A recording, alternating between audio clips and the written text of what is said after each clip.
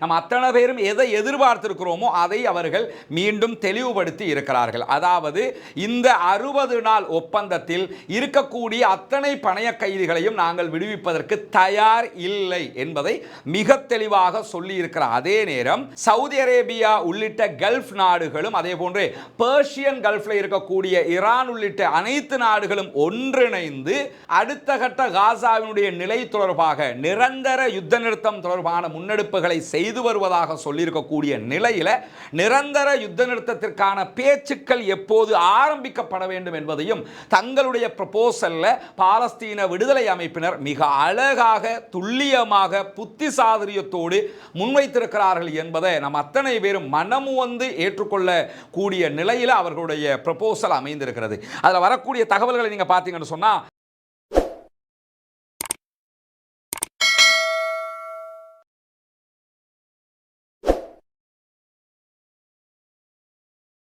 அன்பிற்கினிய சகோதர சகோதரிகளை நம் அனைவர் மீதும் ஏக இறைவனுடைய அமைதியும் கருணையும் உண்டாகட்டுமாக என்கிற உயரிய பிரார்த்தனைகளோடு ஒரு முக்கியமான பிரேக்கிங் நியூஸான ஒரு செய்தியை உங்களோடு பகிர்ந்து கொள்வதற்காகத்தான் இந்த வீடியோ பதிவு வெளியிடப்படுகிறது. நமக்கெல்லாம் தெரியும், காசாவில் 600 நாட்களுக்கு மேலாக தொடர்ந்து யுத்தம் நடைபெற்று வருகிறது. பாலஸ்தீன விடுதலை இராணுவம் இஸ்ரேலிய ஆக்கிரமிப்பு இராணுவத்தோடு மோதலில் ஈடுபட்டு வருகிறது. அங்கே இதுவரைக்கும் 77,000க்கும் மேற்பட்ட அப்பாவிகள் கொல்லப்பட்டிருக்கிறார்கள், ஷஹீதாகி இருக்கிறார்கள் என்கிற நிலையில் 1,35,000க்கும் மேற்பட்டவர்கள் படுகாயம் அடைந்திருக்கிறார்கள் என்கிற ஒரு துயரமான செய்தியும் நம் மத்தியிலே தொடர்ந்து வந்து கொண்டிருக்கக்கூடிய நேரத்தில் ஒரு நாளைக்கு குறைந்தது 90 பேர் காசாவிலே கொல்லப்படுகிறார்கள் என்கிற அதிர்ச்சிகரமான ரிப்போர்ட்டை நேற்றைய தினம் WHO வேர்ல்ட் ஹெல்த் ஆர்கனைசேஷன் வெளியிட்டிருந்ததையும் நம்முடைய செய்தியில் உங்களோடு பகிர்ந்து கொண்டிருந்தோம். இந்த நிலையில் உடனடியாக காசாவில் ஒரு சீஸ்ஃபயர் யுத்த நிறுத்தம் ஒன்று ஏற்பட வேண்டும் என்கிற கோரிக்கைகள் எழுப்பப்பட்டு வந்த அதே நேரம் இந்த சீஸ்ஃபயர் வெறுமனே சீஸ்ஃபயராக இல்லாமல் பெர்மனன்ட் சீஸ்ஃபயராக மாற வேண்டும் என்கிற கோரிக்கைகள் தான் பெரிய அளவில் மனிதாபிமானம் மிக்கவர்களிடமிருந்து முன்வைக்கப்பட்டு வந்தது. இந்த நிலையில் அமெரிக்க அதிபர் டொனால்ட் ட்ரம்ப் கடந்த ஒரு சில நாட்களுக்கு முன்பதாக காசாவிலே ஒரு யுத்த நிறுத்தம் 60 நாட்களுக்கு கொண்டு வரப்பட போகிறது என்கிற தகவலை வெளியிட்டிருந்தார். இந்த யுத்த நிறுத்தம் எப்படி இருக்க போகிறது, இதனை பாலஸ்தீன விடுதலை இராணுவம் எப்படி எடுத்துக்கொள்ள போறாங்க, இது அவங்களுக்கு பாசிட்டிவா இருக்க போகுதா நெகட்டிவா மாறப்போகுதா என்கிற பல வாத பிரதிவாதங்கள் நடந்து வந்த நிலையில் தங்களுடைய சகோதர அமைப்புகளோடு பேச்சுவார்த்தையில் ஈடுபட்டிருக்கிறோம், அந்த பேச்சுவார்த்தைகளின் பின்னால் இது தொடர்பான பதில்களை சொல்லுவோம் என்று சொல்லி பாலஸ்தீன விடுதலை இராணுவம் விவரங்களை வெளியிட்டுக்கிட்டே வந்திருந்தாங்க. நேற்றைய நம்முடைய இரவு வீடியோவிலையும் இந்த தகவலை தான் நாம் சொல்லியிருந்தோம். இந்த நிலையில் நேற்றைய பின்னிரவுகளில் பாலஸ்தீன விடுதலை அமைப்பு, பாலஸ்தீன விடுதலை இராணுவம் மற்றும் பாலஸ்தீன விடுதலைக்கான போராளிகள் அமைப்புகள் அத்தனையும் இணைந்து அவர்கள் சார்பாக பாலஸ்தீன விடுதலை அமைப்பு ஒரு முக்கியமான அறிவித்தலை வெளியிட்டிருந்தார்கள். அது என்ன அறிவிப்பு என்று சொன்னால், அமெரிக்க அதிபர் டொனால்ட் ட்ரம்ப் வெளியிட்டிருக்கக்கூடிய சீஸ்ஃபயர் ஒப்பந்தத்திற்கு தாங்கள் தயார், பாசிட்டிவான நிலையில் தாங்கள் இருப்பதாக அவர்கள் ஆரம்பமாக சொல்லியிருந்தார்கள். இந்த ஒப்பந்தத்தை நாங்கள் நெகட்டிவாக பார்க்கல, பாசிட்டிவாக பார்க்கிறோம், ஆனால் அதிலே இந்த அடிப்படையில் தான் அந்த ஒப்பந்தம் இடம்பெற வேண்டும் என்று அவர்கள் சில திருத்தங்களோடு நிபந்தனைகளோடு அதை முன்வைத்திருக்கிறார்கள். நம்ம அத்தனை பேரும் எதை எதிர்பார்த்திருக்கிறோமோ அதை அவர்கள் மீண்டும் தெளிவுபடுத்தி இருக்கிறார்கள். அதாவது இந்த 60 நாள் ஒப்பந்தத்தில் இருக்கக்கூடிய அத்தனை பணைய கைதிகளையும் நாங்கள் விடுவிப்பதற்கு தயார் இல்லை என்பதை மிக தெளிவாக சொல்லி இருக்கிற அதே நேரம் சவுதி அரேபியா உள்ளிட்ட கல்ஃப் நாடுகளும் அதே போன்று பெர்ஷியன் கல்ஃப்ல இருக்கக்கூடிய ஈரான் உள்ளிட்ட அனைத்து நாடுகளும் ஒன்றிணைந்து அடுத்த கட்ட காசாவினுடைய நிலை தொடர்பாக நிரந்தர யுத்த நிறுத்தம் தொடர்பான முன்னெடுப்புகளை செய்து வருவதாக சொல்லியிருக்கக்கூடிய நிலையில நிரந்தர யுத்த நிறுத்தத்திற்கான பேச்சுக்கள் எப்போது ஆரம்பிக்கப்பட வேண்டும் என்பதையும் தங்களுடைய ப்ரொபோசல்ல பாலஸ்தீன விடுதலை அமைப்பினர் மிக அழகாக துல்லியமாக புத்திசாதுரியத்தோடு முன்வைத்திருக்கிறார்கள் என்பதை நம் அத்தனை பேரும் மனமு வந்து ஏற்றுக்கொள்ள கூடிய நிலையில் அவர்களுடைய ப்ரொபோசல் அமைந்திருக்கிறது. அதில் வரக்கூடிய தகவல்களை நீங்க பார்த்தீங்கன்னு சொன்னா, போர் நிறுத்த ஒப்பந்தம், இந்த ஒப்பந்தத்தில் அல் ஜசீரா சில தரவுகளை பெற்றிருப்பதாக, முழுமையான தரவுகள் வெளியாகல, அல் ஜசீரா வெளியிட்டிருக்கக்கூடிய அறிக்கையில் என்ன சொல்றாங்கன்னா, போர் நிறுத்தம் இயக்கம் தொடர்பான சில முக்கியமான ஆவணங்கள் எங்களுக்கு கிடைத்திருக்கிறது, அந்த ஆவணங்களை உங்களுக்கு தர்றோம்னு சொல்லி தான் தந்திருக்கிறாங்க. அவங்க வெளியிட்டிருக்கக்கூடிய அதே தகவலை தான் நானும் உங்களோடு பகிர்ந்து கொள்கிறேன். அதில் இந்த யுத்த நிறுத்தத்தினுடைய கால அளவு 60 நாட்கள் என்பதை பாலஸ்தீன விடுதலை போராளிகள் அமைப்பு ஏற்றுக்கொண்டிருக்கிறார்கள். அதாவது டொனால்ட் ட்ரம்ப் எதை சொன்னாரோ அதில் கால அளவு 60 நாட்கள்ங்கிறத ஒப்புக்கொண்டிருக்கிறார்கள். அது மட்டுமல்லாமல் இந்த போர் நிறுத்தத்தினுடைய இந்த 60 நாட்கள் போர் நிறுத்தமாகவே இருக்கும், எந்த வயலேஷனும் ஏற்படாது என்பதை, போர் நிறுத்த விதிகளை இஸ்ரேல் மீறாது என்பதற்கான உறுதிப்பாட்டை அமெரிக்க அதிபர் டொனால்ட் ட்ரம்ப் தான் எடுக்க வேண்டும் என்பதையும் அவங்க சொல்லியிருக்கிறாங்க. இனிமேலும் நாங்க நெதன்யாகு நம்ம தயாராக இல்லை, அமெரிக்க அதிபர் டொனால்ட் ட்ரம்ப் தான் எடுக்கணும்னு சொல்லியிருக்கிறாங்க. மேபி சவுதி அரேபியா உடைய அறிக்கையை நீங்க பார்த்தீங்கன்னா இந்த வேர்டு ஒன்று இருந்தது, அதாவது அமெரிக்க அதிபர் டொனால்ட் ட்ரம்ப்பை நாங்க வந்து நம்புறோம், அவர் கொஞ்சம் சிறப்பாக இதை பண்ணுவாரு அப்படின்னு சொல்லி அவங்க ஒரு அறிவிப்பை விடுத்திருந்தாங்க.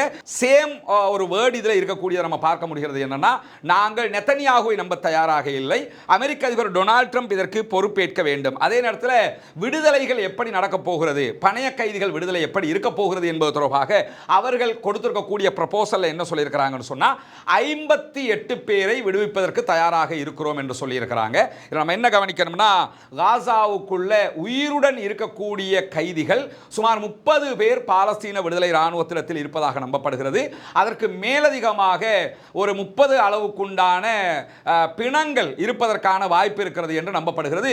முற்றுமுழுதாக எத்தனை பேர் தங்கள்கிட்ட இருக்கிறாங்கிறத இந்த நிமிடம் வரைக்கும் பாலஸ்தீன விடுதலை அமைப்பு எங்கேயுமே அறிவிக்கல. எனவே அவங்கள்ட்ட எத்தனை பேர் பணைய கைதிகள் இருக்கிறாங்க, அதுல எத்தனை பேர் உயிரோடு இருக்கிறாங்க, எத்தனை பேர் செத்து போன பிணங்களாக இருக்கிறாங்கிறது தெரியாது. இந்த ஒப்பந்தத்தின் பிரகாரம் பணைய கைதிகள் விடுதலை தொடர்பாகவும் பாலஸ்தீன விடுதலை இராணுவம் தங்களுடைய அறிக்கையை சமர்ப்பிச்சிருக்கிறாங்க. இதுல எதிர்த்தரப்பில் இருந்து இவர்கள் எத்தனை பேரை விடுவிப்போம்ங்கிற தகவல்களை சொல்லியிருக்கிறாங்க. இதற்கு பதிலாக இஸ்ரேல் எத்தனை பேரை விடுவிக்கணும் என்கிறது தொடர்பான விவரங்கள் இன்னும் வெளியாகல. அது வெளியாகும் போது நம்முடைய நைட் அப்டேட்ல அதை தனியாக நம்ம பார்த்துக்கலாம். ஆனால் இதில் அவங்க சொல்லியிருக்கக்கூடிய செய்திகளில் கிட்டத்தட்ட 10 உயிரோடு இருக்கக்கூடியவர்களை விடுவிப்போம் என்று சொல்லியிருக்கிறார்கள். பாலஸ்தீன விடுதலை இராணுவத்திடத்தில் சுமார் 58 பேர் இருக்கலாம் என்று நம்பப்படுகிறது. 58 பேர்னா அதில் ஒரு 30 பேர் உயிரோடு இருக்கலாம், 28 பேர் வந்து செத்து போனவங்களாக இருக்கலாம், ஜனாசாக்கள் பாடிகள் தான் இருக்கலாம் என்று நம்பப்படுகிறது. ஆனால் இந்த நிமிடம் வரைக்கும் எத்தனை பணைய கைதிகள் மொத்தமாக தங்களிடத்தில் இருக்கிறார்கள் என்பதை பாலஸ்தீன விடுதலை இராணுவம் எந்த இடத்துலையுமே சொல்லலை. அதில் எத்தனை பேர் உயிரோடு இருக்கிறாங்க, எத்தனை பேர் செத்து போயிருக்கிறாங்கிற தகவல்களையும் அவங்க இதுவரைக்கும் இத்தனை 600 நாளில் சொல்லலை. எனவே இது இஸ்ரேலுடைய கணிப்பு என்னன்னு சொன்னா ஒரு 58 பேர் இருக்கலாம் என்று சொல்றாங்க. இந்த 58 பேர்ல தான் 10 உயிருள்ளவர்களை விடுதலை செய்கிறோம், 18 இறந்தவர்களுடைய உடல்களை தருகிறோம் என்கிறார்கள். இப்படி பார்த்தா 28 பேரை அவங்க கொடுக்கறாங்க என்று சொல்லி அர்த்தம். குறிப்பாக இது எப்படி அவங்க விடுதலை பண்ணுவாங்கன்னு சொன்னா, முதலாவது நாள் சீஸ்ஃபயர் டீல் எப்ப முடியும், எப்ப ஆரம்பிக்கும் பாத்தீங்கன்னா, சற்று நேரத்துக்கு முன்பதாக அமெரிக்க அதிபர் டொனால்ட் ட்ரம்பினுடைய அறிவிப்பு வெளியாகி இருக்கிறது. நெக்ஸ்ட் வீக் மேபி இந்த டீல் முடியலாம், நெக்ஸ்ட் அடுத்த வாரம் இந்த ஒப்பந்தம் கையெழுத்தாகலாம் என்று சொல்லியிருக்கிறாங்க.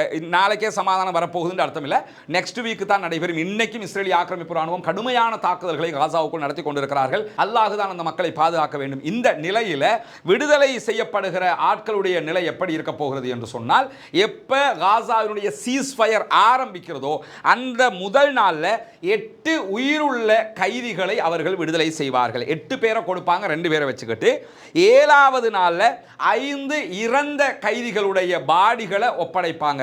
கரெக்டா 7வது நாள், முதலாவது நாள் 8 உயிருள்ளவங்களை கொடுப்பாங்க, 2வது நாள் 5 இறந்த கைதிகளுடைய பாடிகளை கொடுப்பாங்க. அதற்கு பிறகு 30வது நாள் வரைக்கும் எதையுமே பண்ண மாட்டாங்க.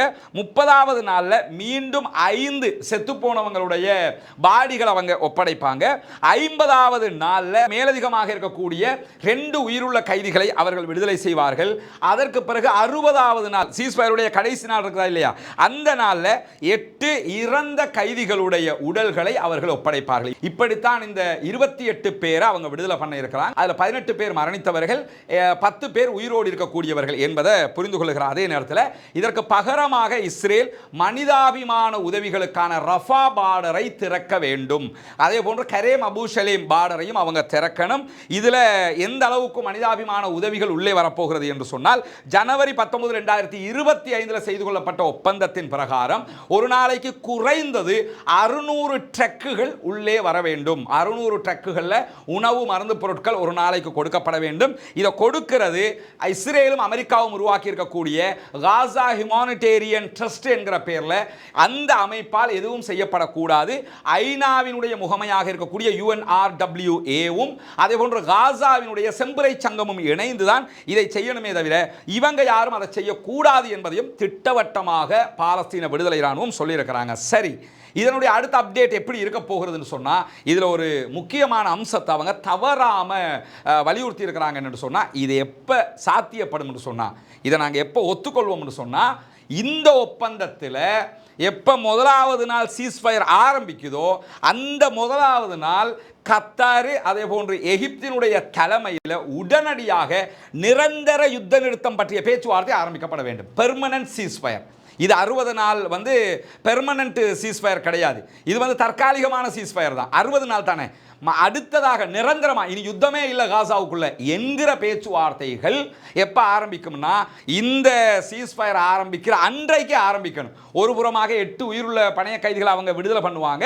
மறுபுறம் இந்த பக்கம் என்ன பண்ணணும்னா கத்தாரும் எகிப்தும் இஸ்ரேலோடு பேச்சுவார்த்தைகளை நடத்தும் பாலஸ்தீன விடுதலை ராணுவத்தை இணைத்து கொண்டு அந்த பேச்சுவார்த்தையில் அன்னைக்கே நடக்கணும். ஏன்னா இதுக்கு முன்னாடி சொன்னதெல்லாம் மீறிட்டாங்க. அதனால தான் அன்னைக்கே ஸ்டார்ட் ஆகணும்னு சொல்றாங்க. அன்னைக்கு ஸ்டார்ட் ஆகிற பேச்சுவார்த்தைகள் எப்பொழுது நிரந்தர யுத்த நிறுத்தம் ஆரம்பிக்கும், எப்ப இஸ்ரேல் ராணுவம் வெளியே போகும், காசாவை எப்படி டெவலப் பண்றது, இந்த விஷயங்கள் எல்லாம் அதுல தான் பேசுவாங்க. எனவே இதுவரைக்கும் வந்திருக்கக்கூடிய தகவல்கள் அல்ஹம்துலில்லாஹ் பாலஸ்தீன மக்களுக்கு அப்பாவிகளுக்கு சாதகமான அடிப்படையில் ரொம்ப நுணுக்கமாக பாலஸ்தீன விடுதலை அமைப்பினுடைய இந்த செயல்பாடுகள் உண்மையிலே மெச்சத்தக்கது. ஏன்னா டொனால்ட் ட்ரம்ப்பை பத்தி நமக்கு தெரியும். இப்ப இருக்கிற நிலைமையில எதையும் அவங்க பண்ணுவாங்க. அணுகுண்ட போட்டா கூட நம்ம நடக்காதுன்னு நினைச்சிட முடியாது. அப்படி இருக்கிற இடத்துல பொதுமக்களை பாதுகாக்கவும் வேணும், தங்களுடைய போராட்ட அந்த உரிமையை விட்டு கொடுத்துட முடியாது, தங்களுடைய நாட்டை அவங்க மீட்டெடுக்கவும் வேணும். இல்லாட்டி எல்லாமே வேஸ்ட்டாக போயிடும், சப்புண்டு ஆயிரும். இவ்வளவு காலம் பல தலைவர்களை இழந்து பல மக்களுடைய உயிர்கள் காவு கொள்ளப்பட்டிருக்கக்கூடிய நிலையில் பாலஸ்தீன விடுதலை என்பது சாத்தியப்படுத்தப்பட வேண்டும். எனவே தான் அவங்க என்ன பண்றாங்கன்னு கேட்டால் நிரந்தர யுத்த நிறுத்தம் பெர்மனன்ட் சீஸ்ஃபயர் ஒன்று ஆனால் தான் பாலஸ்தீன சுதந்திர நாடு என்பது சாத்தியப்படும். எனவே தான் அதை முதல் நாளில் நீங்கள் ஸ்டார்ட் பண்ண ரெடின்னு சொன்னால் நாங்கள் பாசிட்டிவாக இந்த பேச்சுவார்த்தைகளை நடத்துறதுக்கு தயார் என்று சொல்லியிருக்கக்கூடிய நிலையில் டொனால்ட் ட்ரம்ப்பும் இன்றைக்கு விடுத்திருக்கக்கூடிய அறிவிப்பில் என்ன சொல்லியிருக்கிறாருன்னா பாலஸ்தீன விடுதலை ராணுவத்தினுடைய பாசிட்டிவான அறிவிப்பை வரவேற்கிறேன் என்று சொல்லியிருக்கிறாரு. எனவே அல்ஹம்துலில்லாஹ் ஒரு நல்ல வழி பிறக்கும், நல்ல நிலை காசா மக்களுக்கு உருவாகும். நம்முடைய பிரார்த்தனைகள் இன்ஷா அல்லாஹ் அல்லாஹ்விடத்தில் அதற்குரிய கூலியை பெற்றுத்தரும் என்கிற உயரிய நம்பிக்கை இருக்கிறது. இந்த பாலஸ்தீன விடுதலை ராணுவத்தினுடைய அறிவிப்பில் தற்போதைய நிலை அப்படித்தான் நமக்கு காட்சி தருகிறது. எனவே பொறுத்திருந்து பார்ப்போம். இன்றைய நம்முடைய இரவு அப்டேட்டில் எதிர்பார்த்துருங்க. இதனுடைய மேலதிகமான தகவல்களையும் உங்களுக்கு கொண்டு வந்து தர தயாராக இருக்கிறோம். போராட்ட விழுமியங்களையும் போராடும் உயர்குணத்தையும் தங்களுடைய நாட்டை மீட்டெடுப்பதில் எப்போதும் தாங்கள் உறுதியாக இருக்கிறோம் என்பதையும் என்றைக்கும் உறுதியாக இருக்கக்கூடிய பாலஸ்தீன விடுதலை இராணுவத்தினரும் பாலஸ்தீன விடுதலை போராளிகளும் பாலஸ்தீன விடுதலை அமைப்புகளும் மிக தெளிவாக ஒரு 14 அமைப்பு இப்படி ஒரு ப்ரொபோசலை அழகாக அவங்களுக்கு டொனால்ட் ட்ரம்பினுடைய அந்த ப்ரொபோசலை உடைக்காமல் அதுக்குள்ளேயே நின்று அழகாக ஹிக்குமத்தாக அதை யோசித்து நீங்கள் முதலாவது நாளே இதை ஸ்டார்ட் பண்ணணும், இன்னென்னலாம் செய்யுது, நாங்கள் இவ்வளோ பேரை தான் தருவோம், எப்போ நிரந்தர போர் நிறுத்தம் என்று வருகுதோ அன்னைக்கு மற்றாக்களை நாங்கள் தருவோம் என்கிற அழகான, அது சொல்லுவாங்கள்ல பாம்புக்கும் வலிக்காமல் கம்பும் உடையாமல் வேலை பார்க்குறதுன்னு, அந்த மாதிரியான ஒரு ஹிக்குமத்தான புத்தி சாதுரியமான அழகான ஒரு முடிவை எடுத்திருக்கிறார்கள். வல்ல ரஹ்மான் அவர்களுக்கு அருள் புரிய வேண்டும். வல்ல ரஹ்மான் அவர்களை பாதுகாக்க வேண்டும். அந்த மண்ணுக்காக அந்த மண்ணின் மீட்சிக்காக போராடி கொண்டிருக்கக்கூடிய அத்தனை பேருக்கும் ஷஹீதான அத்தனை பேரையும் அல்லாஹு தஆலா ஷஹீதுகளுடைய அந்தஸ்திலே சேர்க்க வேண்டும். அவர்கள் இணை வைக்காத பட்சத்தில் ஷஹீதுகளுடைய அந்தஸ்து கிடைப்பதற்கான வாய்ப்புகளை நம்ம குர்ஆன் ஹதீஸில் பார்க்க முடிகிறது. எனவே அல்லாஹு தஆலா அந்த மக்களுக்கு உயர்ந்த அந்தஸ்துகளை கொடுக்க வேண்டும் என்கிற பிரார்த்தனையை தொடர்ந்து செய்து வாருங்கள். தொடர்ந்து இணைந்திருங்கள். ரஸ்மின் MISC நியூஸ் மற்றும் ரஸ்மின் டாக்ஸ் ஆகிய 2 சேனல்களையும் சப்ஸ்கிரைப் செய்யாத சகோதரர்கள் சப்ஸ்கிரைப் செய்து இணைந்து கொள்ளுங்கள். உண்மை செய்திகளை உடனுக்குடன் நீங்கள் பெற்றுக்கொள்வதற்கு அது வாய்ப்பாக இருக்கும். வல்ல ரஹ்மான் நல்ல பணிகளில் நம் அனைவரையும் ஒன்றிணைப்பானாக. வாஹிர் தஅவானா அல்ஹம்துலில்லாஹி ரப்பில் ஆலமீன். இஸ்லாத்தை ஏற்றுக்கொண்ட ஏழை சகோதர சகோதரிகளுக்கான 14 வீடுகளை அமைக்கிற ஒரு பணியை நம்ம செஞ்சு வர்றோம். நம்முடைய யூடியூப் சேனல் மூலமாக நம்முடைய வீடியோக்களை பார்க்கக்கூடிய சகோதரர்களுக்கு இந்த செய்திகளை நம்ம கொண்டு போய் சேர்க்கிறோம். அவர்கள் தரக்கூடிய உதவியால் தான் இவ்வளவு நம்ம செஞ்சுருக்கிறோம். இப்பொழுது 5 வீடுகள் முழுவதுமாக தயாராகிவிட்டது. அல்ஹம்துலில்லாஹ். இங்கே நீங்கள் பார்க்கலாம், டோட்டல் கம்ப்ளீட்டாக இந்த வீடுகளை நம்ம முடிச்சு வச்சுருக்கிறோம். இங்கெல்லாம் நீங்கள் பார்க்கலாம், எல்லாமே சரி செய்யப்பட்டிருக்கிறது. எதிர்வருகிற சண்டே இன்ஷா அல்லாஹ் நம்ம இது அவர்களுடைய கைகளை நம்ம ஒப்படைச்சிருவோம். இந்த வீடுகள் எல்லாம் நீங்கள் தந்த உதவிகளை கொண்டு, இறைவனுக்காக நீங்கள் செய்த தான தர்மங்களை கொண்டு தான் செய்யப்பட்டிருக்கிறது. அல்ஹம்துலில்லாஹ்னு முழுவதுமாக ஒரு வீட்டுக்கு தேவையான கிச்சன், பாத்ரூம் எல்லாமே முழுமைப்படுத்தப்பட்டதாக ஒரு வீட்டை தான் நம்ம செஞ்சுருக்கிறோம். கிட்டத்தட்ட ஒரு வீட்டை நம்ம முடிக்கிறதுக்கு இலங்கை பணத்தில் 25 லட்சங்கள் நமக்கு செலவாகி இருக்குது. அல்ஹம்துலில்லாஹ்னு சொல்லி 5 வீடுகளை கட்டி இருக்கிறோம். இன்னும் 9 வீடுகள் கட்ட வேண்டி இருக்கிறது. அதில் முதலாவது கட்டமாக ஒரு 3 வீடுகள் கட்டுவதற்குரிய இடமும் நம்ம எடுத்திருக்கிறோம். இந்த வீடுகள் கட்டுவதற்குரிய பணங்கள் அத்தனையும் சிறுக சிறுக உங்கள் வழியாக சேமிக்கப்பட்டது. அல்ஹம்துலில்லாஹ்னு சொல்லி நீங்கள் தந்த பணங்களில் இன்னும் எங்கள் கைவசம் கிட்டத்தட்ட ஒரு 6.5 லட்சம் பணம் இருக்கிறது இலங்கை பணத்தில். அதை வைத்து கொண்டு தான் அடுத்த 3 வீடுகளை கட்டுகிற அந்த பணியை நம்ம ஆரம்பிக்கிறோம். என்ன நம்பிக்கையில் ஆரம்பிக்கிறோம்னா, இறைவன் அருளால் மக்கள் உதவுவார்கள் என்கிற நம்பிக்கையில் தான் நம்ம ஆரம்பிக்கிறோம். இதற்குரிய வரவு செலவு கணக்குகள் அத்தனையும் ப்ராப்பராக நம்ம செஞ்சு வச்சுருக்கிறோம். யாரும் அதை திறந்த புத்தகமாக அறிந்து கொள்ளுகிற விதமாகத்தான் அந்த ஏற்பாடுகள் எல்லாமே நம்ம செஞ்சு வச்சுருக்கிறோம். எனவே நம்முடைய இந்த பணிகள் இறைவனுக்கானது, நம்முடைய இந்த பணிகள் மறுமைக்கானது, நம்முடைய இந்த பணிகள் மக்களுக்கானது. எனவே மக்களுக்கு செய்யக்கூடிய இந்த பணிகளால் மறுமையில் வெற்றி பெற வேண்டும் என்கிற நோக்கத்தில் தான் இதெல்லாம் நம்ம பண்ணியிருக்கிறோம். இந்த பணிக்காக உதவி செய்த அத்தனை பேருக்கும் ஜஸாக்குமுல்லாஹு ஹைரா. ஒரு சகோதரி அண்மையில் எனக்கு ஒரு 5000 ரூபாய் பணம் அனுப்பியிருந்தாங்க. அவங்க அனுப்பினவங்க எனக்கு ஒரு கடிதத்தை கையால் எழுதி அதை ஃபோட்டோ பிடிச்சி வாட்ஸ்அப்பில் அனுப்பிச்சிருந்தாங்க.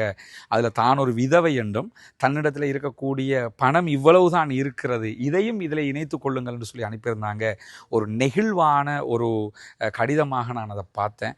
அல்லாஹ் அவர்களுக்கும் அருள் புரிய வேண்டும். இப்படி சொல்ல போனால் இதற்கு உதவியவங்க என்று சொல்லி பல பேரை சொல்ல நிறைய காரியங்கள், இதுக்கு எல்லாவற்றுக்குமே மக்கள் உதவியை கொண்டு தான் நம்ம செஞ்சுருக்கோம். எனவே வாங்க நம்ம அடுத்த வீடுகள் எங்கே கட்டப்போகிற மீதி 3 வீடுகள்ங்கிறத போய் பார்ப்போம். நம்ம ஏற்கனவே அங்கே 5 வீடுகள் கட்டியிருக்கிறோம் அல்லாஹ்வோட உதவியில். இப்போ இந்த பகுதியில் நம்ம 3 வீடுகள் கட்டுறதுக்குரிய லேண்டு நம்ம எடுத்திருக்கிறோம். ஒரு வீட்டுக்கு கிட்டத்தட்ட 6 பர்ச் அளவுக்கு காணி இடம் கொடுக்குறோம் நம்ம. எனவே இதற்குரிய உதவிகளும் நாங்கள் உங்கள்கிட்ட மட்டும்தான் எதிர்பார்க்க முடியும். இறைவனுடைய உதவியால் உங்களுடைய ஜக்காத்துக்கள், தான தர்மங்கள், சதக்காக்களை இதற்காக நீங்கள் தந்து உதவுகிற பட்சத்தில் ஏழை மக்களுக்காக செய்யப்படுகிற இந்த புனிதமான பணியில் நீங்களும் பங்கெடுக்க முடியும். முன்னால் தெரிகிற நம்முடைய வங்கி கணக்கிலக்கத்திற்கு நீங்கள் நேரடியாக வைப்பு செய்ய முடியும். வெளிநாடுகளிலிருந்து சில பேருக்கு அதுக்கு நேரடியாக பணம் போட முடியலை என்று சொன்னால் அதில் முன்னால் தெரிகிற என்னுடைய தொலைபேசி மற்றும் வாட்ஸ்அப் இலக்கத்திற்கு நீங்கள் தொடர்பு கொள்ளுகிற போது அதுக்கு எப்படி நீங்கள் பங்களிப்பு செய்ய முடியும் என்கிற விவரங்களை நம்ம உங்களுக்கு சொல்கிறதுக்கு தயாராக இருக்கிறோம். நம்ம ஏழைகளுக்கு உதவுகிற விவகாரத்தில் வறுமைக்கு அஞ்ச வேண்டிய அவசியம் கிடையாது, அஞ்சக்கூடாது. நம்ம கொடுத்துட்டோம்னா நமக்கு குறைஞ்சிரும், நமக்கு இல்லாமல் போயிருங்கிறதெல்லாம் கிடையாது. அல்லாஹு தஆலா அதன் மூலமாகத்தான் நிறைய உதவிகளை நமக்கு அள்ளி அள்ளி தருவதற்கு காத்து கொண்டிருக்கிறான். நமக்கு நம்ம வீடு கட்டினா எப்படி கட்டுவோமோ அப்படி தான் கட்டிக்கிட்டு இருக்கேன். நீங்கள் தருகிற பணம் பொது பணம், எனவே திருப்திகரமாக கட்டி கொடுத்துருவோம். ஏன்னா நாளைக்கு அவங்க எனக்கு அது இல்லாமல் போயிடுச்சு, இது குறையாயிடுச்சு என்று சொல்லி அதுக்கு இன்னொரு வரை நாடுகிறதை விட எடுத்து அவங்களுக்கு முழுமையாக அது கிடைச்சிட போகுது. எனவே அந்த விதத்தில் தான் இதை பண்ணிக்கிட்டு இருக்கிறோம். இதற்காக வாரி வழங்குங்கள். வல்ல ரஹ்மான் நம் அனைவரையும் நல்ல செயல்பாடுகளோடு ஒன்றிணைப்பானாக.